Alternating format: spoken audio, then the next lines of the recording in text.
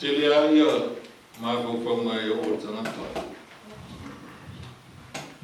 E se o mawhau no mane atua i leo langa tangata. Kaptai le atua mawane ia vanua e tatua mai e tatua te leo mai se lotu. E ese le liliu le lotu ma le liliu le atua. Tusi o sei ala para o ia le atua va pe liliu mai ia tau. Tulu inga o le lalolangi tau te ola. Aliliu le se pio kode te le ola ai. Aliliu le lotu mamona i te le ola ai. Aliliu lotu pope so se lotu ai te le ola ai. Patua e maua le ola i le o Yesu. E le ko se lotu e na te amai le poto i aoi. Nao Yesu wa amai i aoi le poto. Poi mena ratu vitala noa i le tai au le nei. Te fia tala noa i le se senga le poto le lalulangi ma le poto le atua. Au awa matua ato tele matua, so se matua lava. Le una ino whanau ia onga. Tau sa ili tupe to tongi i pili o whanau. Tau mawhai au nai ia whilinga sa ili poto. Ia maua le poto. A au whana whai ngā lotu nta talo le whapea. Le atua se e fōwai le poto. E leo le poto e mita pale ai. A le poto la to te ilo ai oe. A whana la leo le poto le longangi. E tau te whiwa e ta talo whapea le atua e leo le poto e mita pale ai. E mi mita ape a maua le poto. A anwa e le inveske mi mita. A mawawha ilonga mawalulunga, mawalitulanga mawalunga e malo, e mi mita ilo na poto. E va ai mawalalo janata, e vai mawhawari balea. A le upo paula ia Timoteo e whapea o tusipa ia umalava, e mai le atua. E a ngai a wai a wai whaatonu, whaapoto ai le tangata le atua. I ngā ruenga le lei malapa. Tatou mafutanga la o le aingo le atua, e ese poto le atua, ma le poto le laulangi. Ai wapa ai le tusio, o kolmito mo mua, tau koe tolu. O la e fesili e whapea, la e fesili whapea, paulo fea o iai le poto le laulangi. O le iloa le laulangi le atua i lo lato poto. Wa fai le atua le poto le laulangi mamale. Lona winga po le alma walunga fai longa. O le ale te lema loto lo poto na maua fai aunga. E le poto na mai le atua. O le poto na e fili ngala ba o e sue ba mai fai aunga i lo mavau. A le poto na te le lo ai ona mo le atua. E te ino e whai mai tala tus paia i nai tusi o kolmito. Ua le loa e le lalolangi le atua e lo lato poto. A mata mai ai nā ona pōwhai mai o sa ili i uteia i se pai longa. Ai sa ili e lengi le poto. Wa vea ai le poto le atua na paola ina ai oe. Le tanata na sana. Wa vea ma bale le tanata poto le lalonasi. Wale tantonu i sa tauro le liko Yesu Keriso. Na maliuti ngai nungo i sa tauro. Ona oe tangata ang sala. Na tu ina mai Yesu ina ia fai mo poto. Sa o fesili te sipa pe a fai la. Fai mai le atua o le poto la langi o le vale nungo le atua. O le ala neta o le poto moni. Hallelujah, praise God. Le ala neta o le poto moni. Sa umoa se soani mai tusi o yoku. Se sua le tusi le yoku nusuka.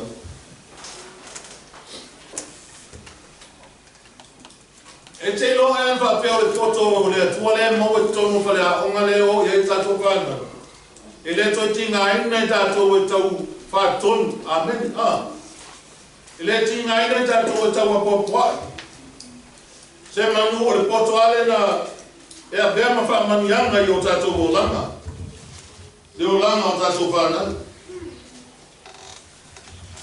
E iei la o nga sa whakupu mai e paulo tusi o Isaia whapea. Pai mai e whaasino tonu le ia o nga sa masani e Yesu i le ese o manatu o le atua ma manatu o tangata. Te loa nea nā la nita uwhai mai a Yesu e momori mai. O le ese o mapauwhau tangata, ese awala e manatu o tangata, ma awala e mapauwhau e le atua ma manatu e le atua. E le ta te tutusa awala e manatu e le atua ma awala e fia e le lorangi.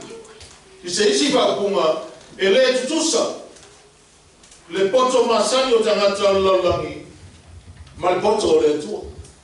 Ma kwa le tutusa ki tēnā. E le mawhaiona i loa e tangata o lorangi le atua i lo lato poto.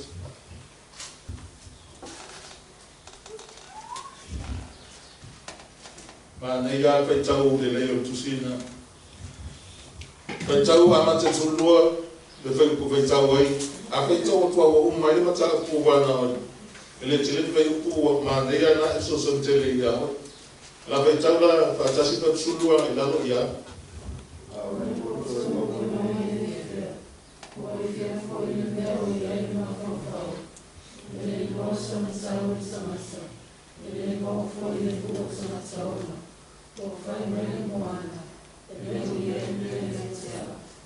Vai mai pousa, ele olha já, ele está o dia em ouro lei, ele foi tirar o foi ao loe para saúde, ele faz saúde em ouro mai confirma,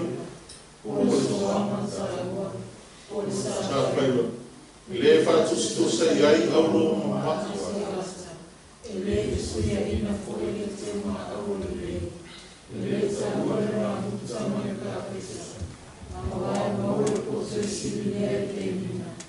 Ele faz isso sair do seu vacina. Ele faz a linha do rei. Rei, ele sabe que é outro. Porque eu fui meu rei na fofa. Agora não sei mais sobre o romano. Quando ele foi mais feliz, o pai bem mais eu conheci. O nome é o se sirve suena, oye la voz la fiel oye, abajo se sirve oye tu lino la lan, o se sirve y la loranima, neya fatsa oye ma forza, neya fuerza y paifu, con o neya feo con o Mariana molecular flexible, así la fiel manfaatnya na essa minha mas isso é nada então vai poder para ali para posto lá olhar a ver ole matau le ali ole poto la malea male alo ese le amio le ama ole ma fau tonu la malea ele vai pela Asia aqui vai ter o espaço na papel é o poto. Le poto na nga tele no langi ele ai so na ngai lo langa tu inatu ile atua. A vai mai tala tu spa yo le matau ile atua o le poto. O lo alo ese mai me le anga o le mafofau. Lo no mingo le poto le eta mo vai mo moli atu mo o le poto e te lo ai ola. O le poto e te iai sa vali whai natare o langa leta to te iai. O le poto e whaangai o na whau e te whili tonu wai, ma e lo ai le mea ta ua mo lo lava o langa. Ai lo ai le tau natare le poto e pei na tali ai hopu whai mai e so atu sami whai mai sami e lo e nei le poto. Suba e solo o tali ana e le mua, e le mau e le mua tangata ona. O le poto na mai le atua e mo mia o tātou tangata, e mo mia e whaifi au, e mo mia tangata uma o lo tāpua i le atua, e mo mia so tangata ngandue i luma le atua, o le poto mai le atua. O le poto e te noa i ola, le e whai mai e tala i a popo, o se mea oli te le ai, pe a maua i tātou i tō tokonga i sesi. Wako i a poto, e te manu malo e to fonga na vai mai lo tala ya popo le o soe a vai ole ai se poto se tasi ole le tu e lo vai mai ale ai so poto to ya vai se aonga le ai vai mai awale ai se poto ta tala le tu ta tala le tu ana te fo ai mai le poto e te manu malo ai e te le vai ai e te vai fa to ilalo tu ina naunga e ma fa ia na e fa to ilalo ina fa so songa mai manu malo ai to fonga o volanga o le mena la ina fa mai ia tala ya popo o le mena oli te le ai pe ato to fo ina i tato ai matuanga lue fa to tua matuanga lue le on sai fa to le on sai i le orlanga o tangata putu ma guarda qua non sa amen o tangata valea ma le poto na langi nei e malo vale e vai a fare me fanno ai tu vuoi ai anu ai o le poto le fai mai tala va toto fai mai tala mai le tala sul mona o le matau le tua o le amatanga na poto le foi to tala io o le matau o le ile atua o le poto o le alo ese me te no e fano ai lo langa mai pa u o tuai le maraia o lo ma fauna e taita ina o le poto mai le atua pa mai le atua le ma fau ya o amen grace God e te lo ai fai filinga le lei o lo langa na fe mai salamo amu ia tangata le sabali filinga e a miolanga le tu le alo e sala le no fo e taweku ai não o ia tu la fono yoba e ma fau na tu la fono ile ao a toma le po pa tai le tua a wa ma fai e no lo ngele se no le poto mo le tua ma le poto le lo ai vai fe va ai o le parlamento samo a tama poto mo awal tato ta wai ta o ta mata e ule le ya o mo lunga sai sosipi ma ya i umbeske mo poco ila ta mai o le se ma e ma fai ona avea me o ino se poto wai no le poto na mata i ma o fo al meta o le poto le fa para mi o wisdom por o wise o lo fai o me no wai no amen this mata no fai no fai le se poto fa tonu ele atua Israel ele fa pea no mumule atua ele abesenga mai Israel le au mai no Israel mai tonu e kopito e abel nun por floina ele mumule atua na wala mai perfecta matamata tala no yo fa matala ye ile nu le atua mo no winga ma sisi le eso le atua ma mi tonu le atua ma fa ma honi le atua na wa ina fa ma honi mo la mi tonu ina ya faia la to le mi tonu le atua ai fa mai tala o se o tala le atua wa fanno no ina wole se o la wa ya le tela to le poto awa fanno ina wole fa na to fa tino le poto yo la to volanga e tama fai me uma la la to te no mai le atua amen e fa pena vo ya ti tato tele awala te poto ai pa da so e tu spaia ele na tai tala no mai tu spaia ya oi ala voi vai mai tu spaia o tu va na fa no mo yo automato ele na tala po poto ma tu mai le tua a fa na we po poto I fa tonunga a ma tua ele ai ma se ma tua na te tu fa ua santa e lo le tama poto lana avio ono winga ona me fai o me fia ia no e poto o le poto na mai le tua e fai mai mamma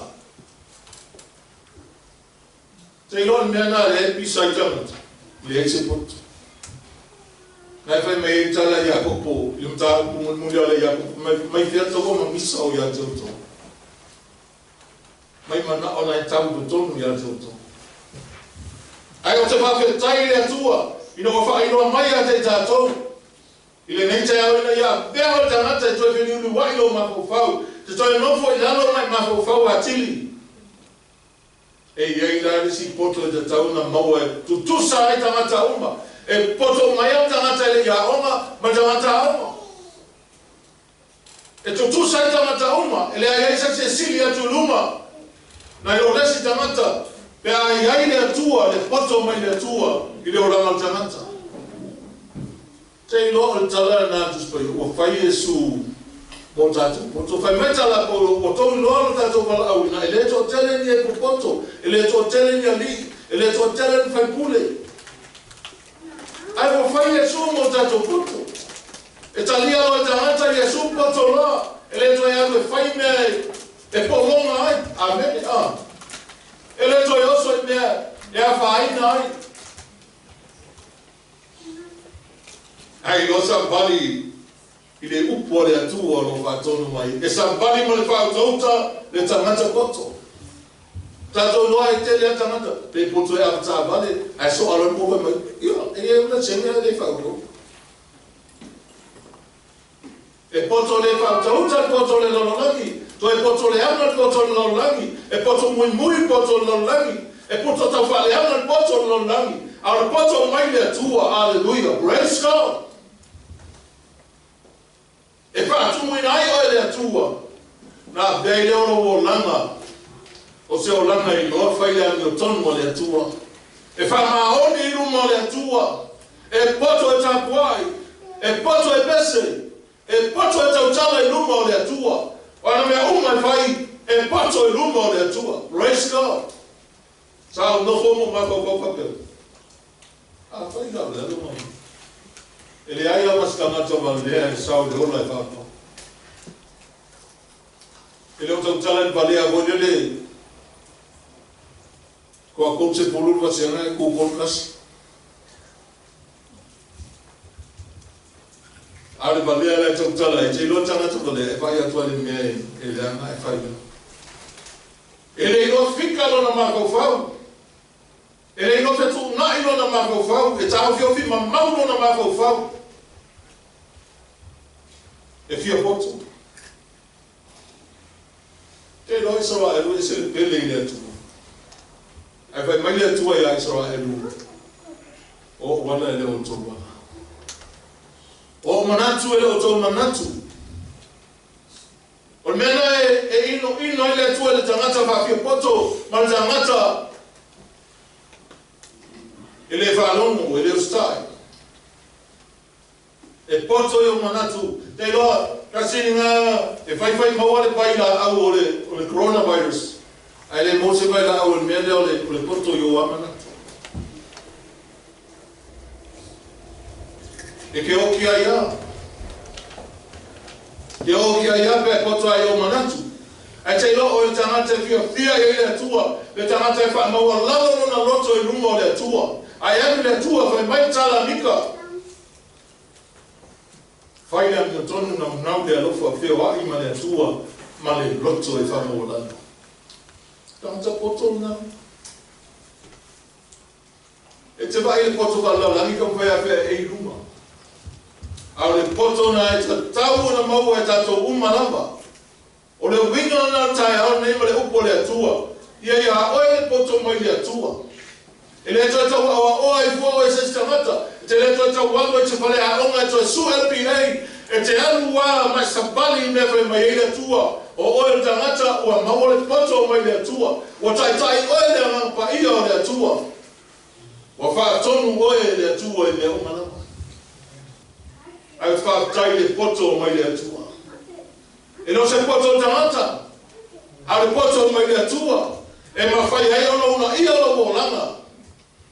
E te le fefe ai e te oma whanau lango le atua. O le poto na langi e whatua tua o la tō poto. E whai mai tala whatua oto. Whatua tua I ai opa maro roto atua. Au e te whanau lango. I lo la vato. O le whanau si ana le angpa ia.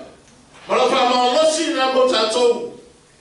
Whanau lango le atua maro roto atua. Whatua tua le atua maro roto atua. Awanga I se pati kongolo whatua tua. Patua tua ile tua no to aua o le ala ta mai o le ala te leo boto tiai awa ti ngana poto tanga te le lo lami silia o suenga pa le tele o me o man lo lami a rumo le tua ile poto e balea te lo nena pe mai o sa ili iu tai se fai longa e mana ai uta ia diali vai le tino se fa maminga o Yesu o le alo le atua na fio mai e te ia tau i se tai se mesia sa fa sa taroina ma o tintunga mau a fa ia tu ala tai au nei paua le me mau ai o poto o lo sa mo fa mau lalo le ke riso na maliuti na tanu mia ma to tu mai na yoti tu ato e lo una eleni sa ili poto me ana ino eleni o le mea le ala to le keriso ma pasa to roina fa fea na sauta mata pasa to roina e la be ai le lami awa so sta mata pasa to roina pasa to o le ami o le ama ai le no eleni o la to mata to ma la lo lami a to na fasa toro e nai le liko Yesu Kristo. Hallelujah, praise God. Patai a Paulo le o lo hola pea, e fa malo si au Paulo e o tato o langa fa mai Paulo e leo to e rona o Kristo. O lo hola e tutomu yata. E ona loai a se no ma le anuma. To tele a fai lotu o se la na lai hola le. Wa fai alo la to poto, wa fai me la to te loa. Ai mo la fwa i le poto mai le tu. E fa pa le ni la wa ese le poto mai le tu mai poto la langi e te nai. To te tamata, o poto la langi te le tu. Le ala na o le sino tu spaio. Fea o ia ile eleni, fea o ia tu si upo, fea o ia forsaio, fea o ia poto le de la langi. Le wa be le tuo le poto lo langi e fai ma vale ia e loa le poto mai le tuo e te mal malama i me fa le ana amen amen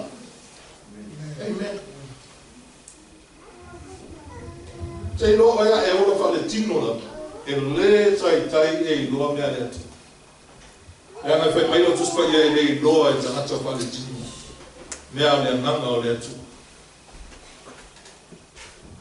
o mea tana whaatino ia na tino lava ngata le tino. E te lea na whai tau ia sua e whaifa ia langa kawanga kawaka kuma holwhale langa lai pesi pama. Le rei. Whate leo loto e te tau matua o na whamalosi whanau. Whalae au whanau. O le o ino whanau e tusa maunana e lea o oe sa manu, e lea o oe sa si awala. E te lele ta aua whai mai paulo ia Timoteo, o le whamasani na tua e te lea tulo na ngā.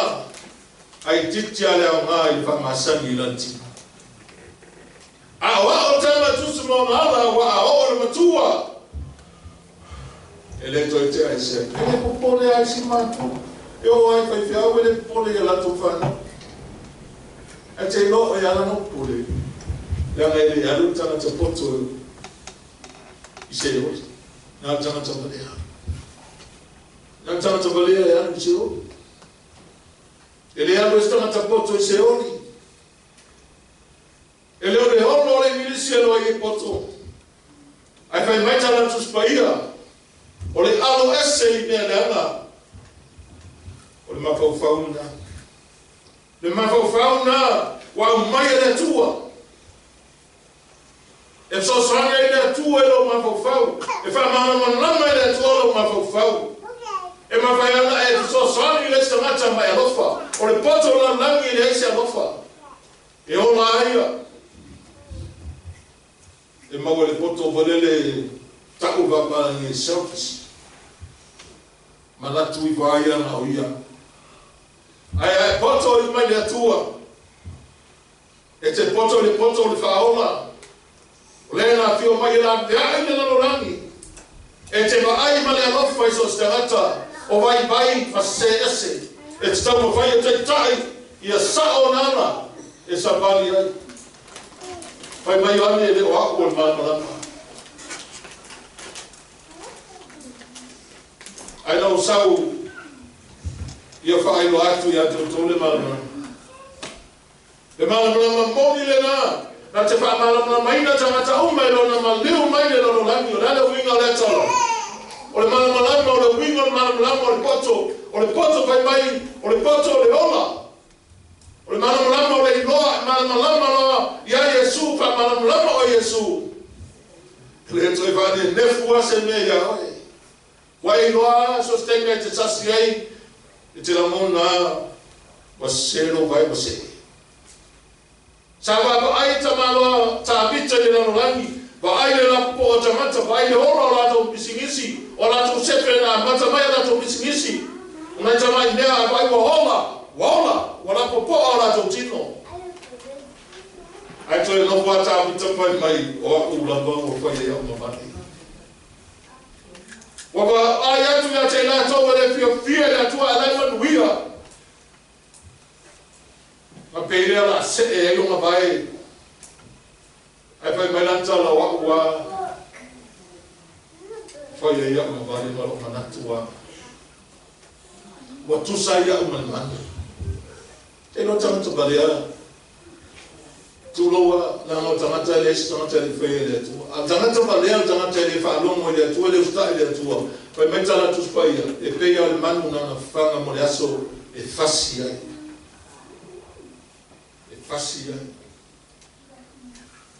te lo ele ya se sta to e fio balena o te lo te mi ala na fa tangata valea la a ben no ai vai pai valea pa valea ke ai le me ma fai ai ona ele toi fa balbal te lo le ala vale e kau malia ane ala poto amen hallelujah praise God e te le toi valea ka ia Yesu lo talia le o le ona talia le poto mai le atua pero fai atu te fiu e alu wa to alu o langa ile sa ilinga ma fatu munga o ai poto lolongi I te le ola ele fa ola ina yo e te alu wa yo mo le atu ai tu me uma na mo wa poto lolonga iso te mi te alu wa ma le ma ni e mo le atu ona wa alu lo ma lo si ngal lolonga pe alu wa to ai lo ola ele ai Pai mai Yesu e mawhai e tangata o na maua lau langi uma ai mau e una ola. E mau e ola. O na pono, a viua anoa e waalongo le ima sesi e poto ma e le waalongo. Leo mai a amu. O mea ngani lau langi, o poto na lau langi, poto e a amu. Sasi losa umamu a amu. A le poto le atu. O le poto e ari o tonu ai. I sa bari sao ai, fai mea tonu ai, e fai mea sao ai, e fai mahoni ai. Nea nana whetara i lea tua Israel. To tofi ni wha masino e angi tonu. To tofi ni wha masino e mata tau lea tua e fai mahoni e angi o tonu. Ma awa ni whai longa asta ngata, awa ni talia se mea rofa. E ala mea rofa e whata waso ai se ngata, lai pupula o na mata. Le whapela a talia te ngata, mea rofa mea tu leo mo ingi matota waso, le ai. E whai e te ngata me leanga, e whai e me se. Ona ua whasi se ina, le ami o tonu, I mea leo langa. A te ngata ua maua le poto me lea tua, aleluia. Aleluia. Te lofa I metala alto ino yone le aiso pia fia sili le le. Te afa no mosaka pali la fa na le upu mona. Te lo poto me le tua te sao roto ai. Ai sa pali le o nai oi. Ai sapali sa bata si maoi ai moele lo ina oi ai ala tala no maoi. E mafai le poto le tua tala pe ya oi ya so uma. Hallelujah. Praise God. E te loira me fai pe te no fana oi fale e te mana malama e te fa longa tua le fa tonu mai oi tonu. Na ya wale o se tama po sta ma po ala tua ina tanga te o mana ya tu tau tanga me fai tanga me bili musiki. Amen. Ele va pena le lotu a mai po to mo le tua e mai no ola ma ato. O mena ta ua ai e fe au le ta au le ngata ya mai no ola ma ato yo me fai. Ai ba wa na po to je o i no na fa fa. O tangata poto e ino e mele anga e alofa e tu maule fa maoni ma ame tonu o tangata poto so e fo ila tala noa e tusi wa o ina ma ko ino ma fau il fe aune tusi a James Yakopo pa mai Yakopo o le mea o li tere pea maua tātou to ponga ese a wā to poina o lo whatua tua a whai tofo ai man lo e maua e oe le pale o le apentung whai mau mea fia tele hari lona winga a o mai mea tofo ina ino wola a wai te ita fua a lui o se sikapaka o ti ita fua. A kau se sikapaka aua. Te ita fua. A lulu e isi te paraita ufau tono o supermarket o te ita fua. Te lore le oli e. O le topo e a ngai o lana. Ameni. E loa i ngā le tele o le poto ma whautauta na ua tuko le atua i totonu.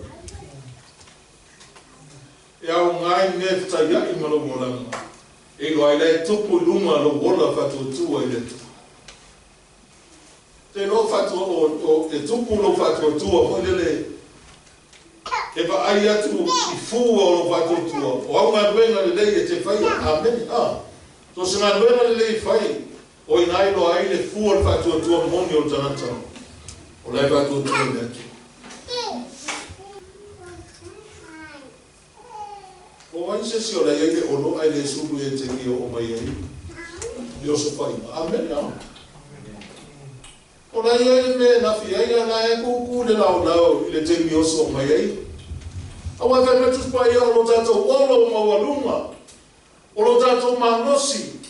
O le papa o lo tātou o la tanga. Na te si o mea e tātou i le alofa ma le whamaoni.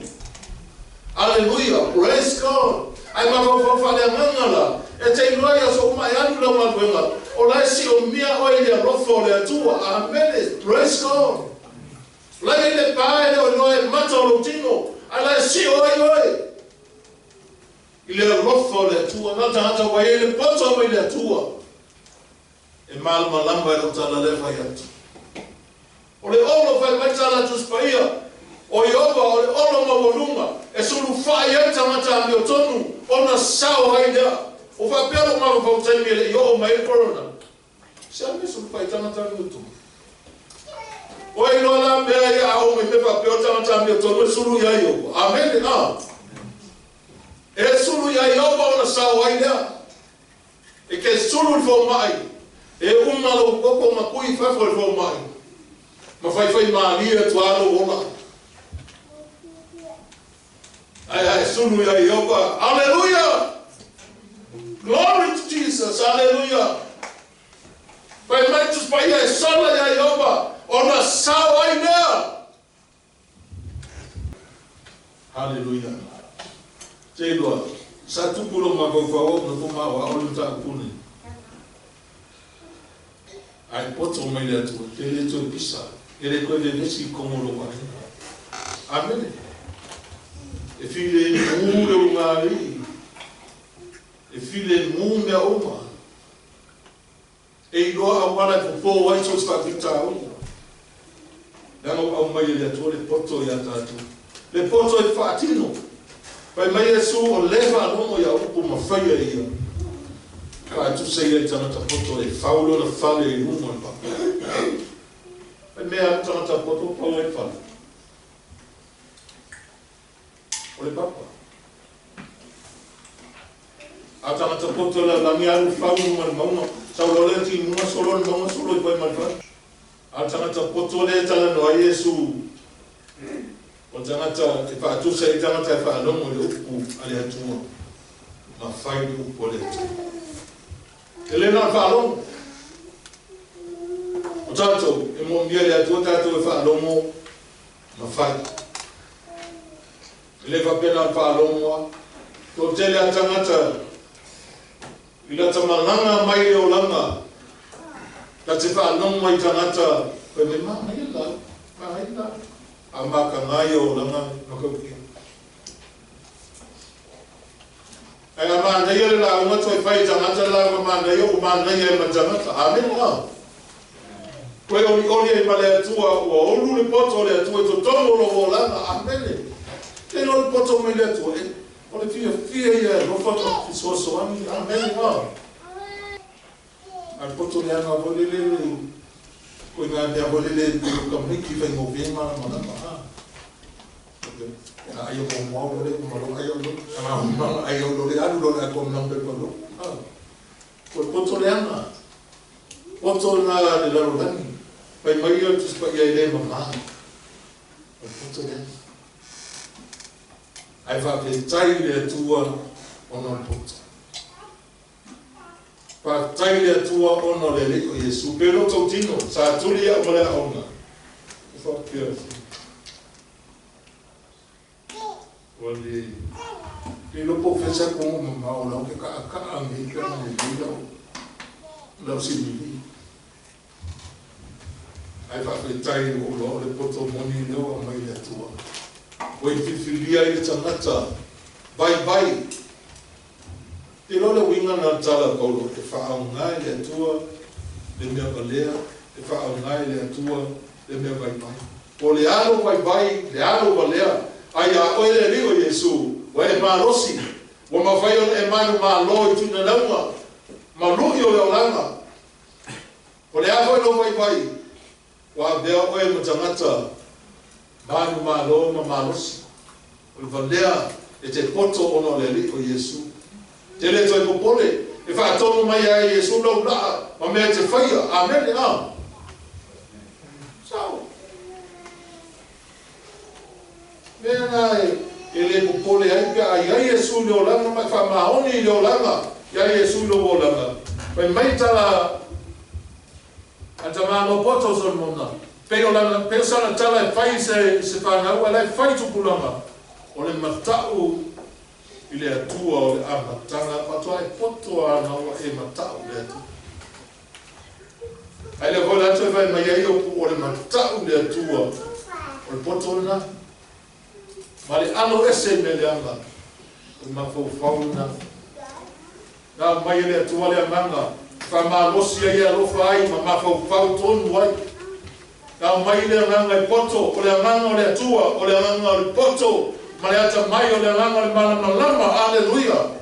Na te whatonua oe, tai oe. Te lola wingo tala na mai le langa i poto ai, e te loa ai whao ngalo mawhau. Use your common sense. Whao ngare le atua, oe, ia e loa mawhau. Amen. O whea lau e mtamatoko. Ai longa i stamata poto o tapu wa i leas. A whai atu e le atua e whai mai ama. Wa sao la le afionga le atua mai le ai aso na se. Pei atau sa ili e tamaro i opu e mai opu e su e atu sami mansami i le o i vese po. E o i auro tamata mamata aua e le whaatusa i ai, e le whaatawina ai.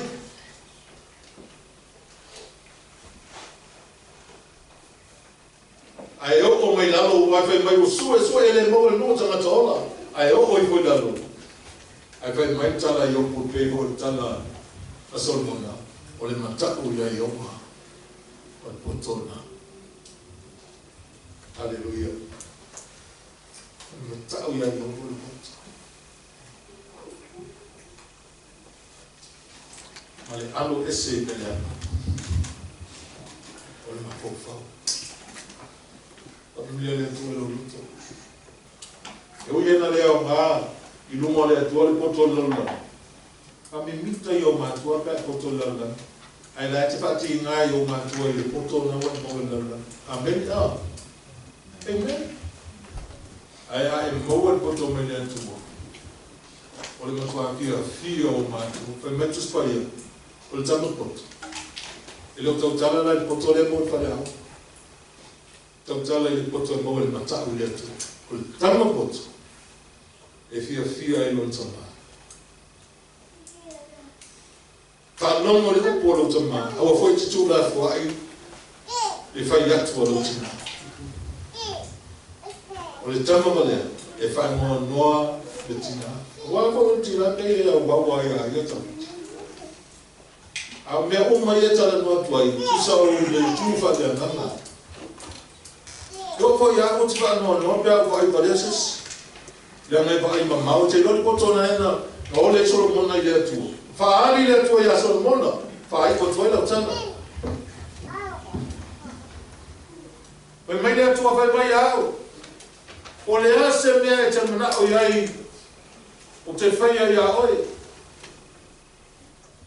Whai mai le Solomona, whaafetai. A wawa e tō whia o e nofo ali i o lo tamā o lau au auna. O lea sa au auna i ati oe. Ai sa tatala mai e ili manu ia i maua Solomona mea uma. Ai rawa tali Solomona, wha mai Solomona. O aila ma whai antai nei nuku. Tō tele. A le potoa. Te lo le potoa nana mana o Solomona le tua. O le potoa ta o le roto matana. Le potoa le manatu i fo le asolo nei. A le potoa i wa ai mamau. E va ai ai luma. E va ai le tata inga le lua Israelu. Ia sao, ia ola, ia mangmalo, ia le matitiwa, ia fia. Poto na ta o le loto matala.